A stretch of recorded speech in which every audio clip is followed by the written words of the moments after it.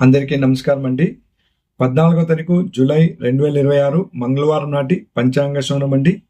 శ్రీ పరాభవనామ సంవత్సరము ఉత్తరాయణము గ్రీష్మ ఋతువు జ్యేష్ఠ మాసము కృష్ణపక్షము. ఈ రోజు సూర్యోదయం వచ్చి తెల్లారుజామున 5:53 సూర్యాస్తమయం వచ్చి సాయంత్రం 6:50 ఈ రోజు తిథి అమావాస్య తిథి మధ్యాహ్నం 3:15 వరకు ఉంటుంది. తర్వాత పాడ్యమి తిథి ప్రారంభమవుతుంది. ఈ రోజు నక్షత్రం పునర్వసు నక్షత్రం రాత్రి 12:09 వరకు ఉంటుంది. తర్వాత పుష్మి నక్షత్రం ప్రారంభమవుతుంది. ఈ రోజు యోగము వ్యాఘ్రత యోగము, కరణం వచ్చి నాగవ కరణము. ఇక అశుభ సమయం గురించి తెలుసుకుందాము. ముందుగా వర్జము మధ్యాహ్నం 1:30 నుండి మధ్యాహ్నం 2:55 వరకు ఉంటుంది.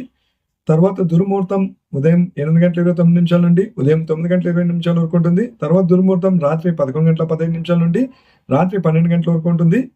రాహుకాలం ఉదయం మధ్యాహ్నం 3:36 నుండి సాయంత్రం 5:13 వరకు ఉంటుంది.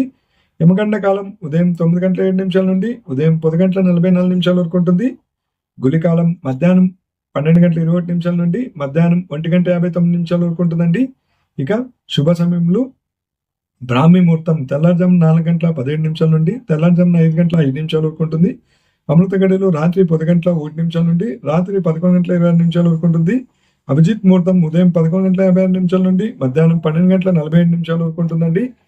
ఇక ఈ రోజు శుభకార్యాలకి మంచిదైనా లేదండి. ఈ రోజు అమావాస్య మధ్యాహ్నం 3:15 వరకు ఉంటుంది కాబట్టి ఈ అమావాస్య తిథి ఉన్న రోజు శుభకార్యాలకి అంత మంచిది కాదు. అది కూడా మంగళవారం కూడా అవుతుంది.